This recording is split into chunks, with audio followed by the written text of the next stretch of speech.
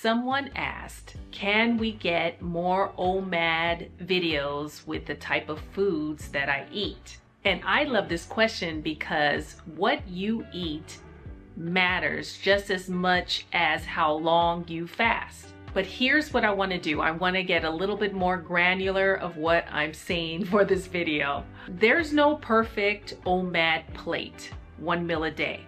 There isn't. You have to figure out what really works for you. All I can give you is some principles to help you build the perfect OMAD plate. Hopefully that will help, because it's just about balance, being healthy, and eating whole foods. For me, OMAD is not something that I do every day. It's a tool that I use to strategize when I want to lose a few pounds, or when I was really in weight loss mode and trying to really get past a plateau of losing the fat. It is a lifestyle for me. So fasting is just like what my guide says. If you want to be more self-directed, I do have the fasting lifestyle guide for the mature woman.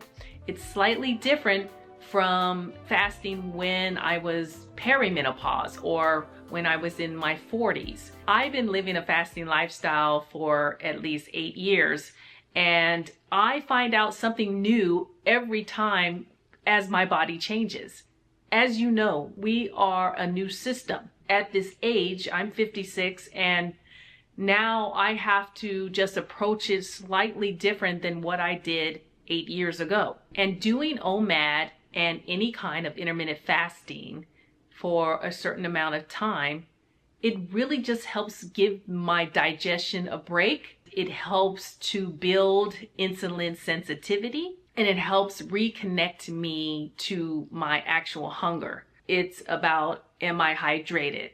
So I need more electrolytes. Or do I have a deficiency in the vitamins that I'm getting from my food, and maybe I need to supplement? So there's certain things that we all need to look at, and that's why I always preach about getting your blood work and getting your labs done. So your health provider is the one that needs to tell you what things that you need to look out for and work towards. So you're setting that foundation, and you can start to release the weight and release the fat. And that's part of the research that I've been finding, is studies about time restricted eating and finding the window, which simply means eating within a shorter window. And study shows that it stabilizes your blood sugar and reduces inflammation and helps support your weight loss efforts, and without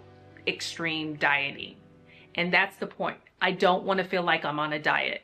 And that's what's different from all the years that I've been dieting and doing fad diets. Still, I end up back in the same place because I'm going against what my body requires, but what truly fits, and not to listen to all these different fitness gurus out there, but also to figure out what is really working in my type of system that I am today. So when I do OMAD, I make it count. My 1 meal a day has really about 4 parts. I don't just look at the 1 entree meal. You actually look at 1 meal a day like you're going to a restaurant. At a restaurant, you would have an appetizer maybe, which is like a super salad, or maybe it's a different type of snack item that will be protein.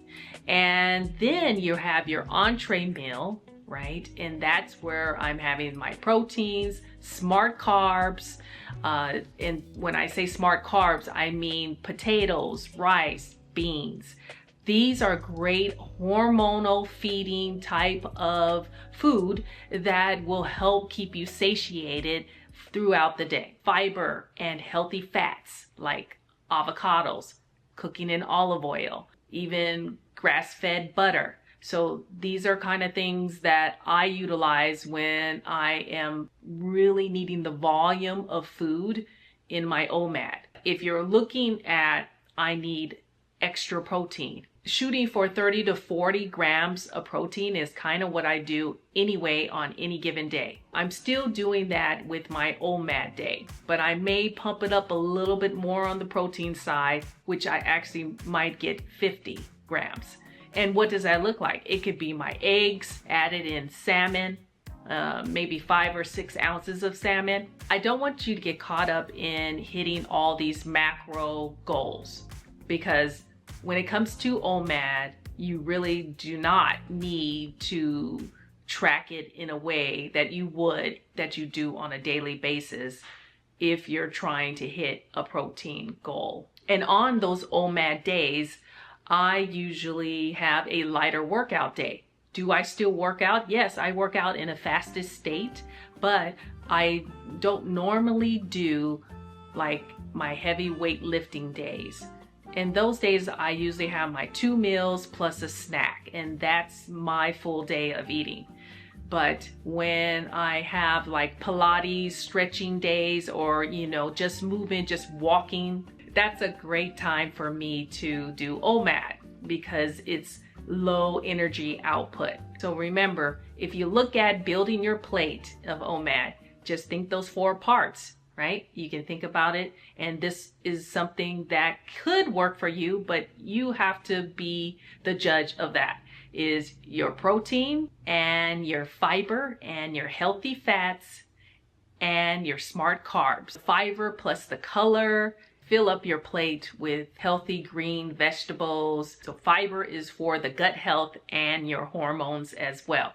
Feed your hormones, and you always want to think about that. When you're fasting, you're doing a clean fast, hopefully, and you do your fast, and then when you open up your eating window, you want to think, how do I feed my hormones so that they will release the extra fat that I have stored away? It's pretty simple. Then I usually end the OMAD eating window with like some Greek yogurt, which is my dessert with fruit. I may drizzle in a little bit of honey, maybe, just all depending what I had earlier in the day, and also sprinkle some cinnamon on there.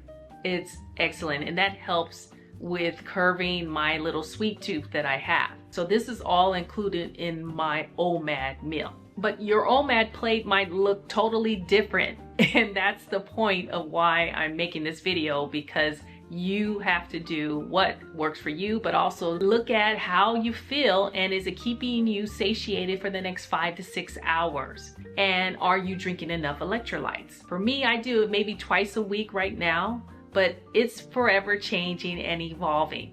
And that's what's so great about intermittent fasting, because it's flexible. A lot of women in our age group think that they have to do OMAD perfectly and do it every day. And that's just not the case. You really don't want to do the same thing for a long period of time. And what is a long period of time?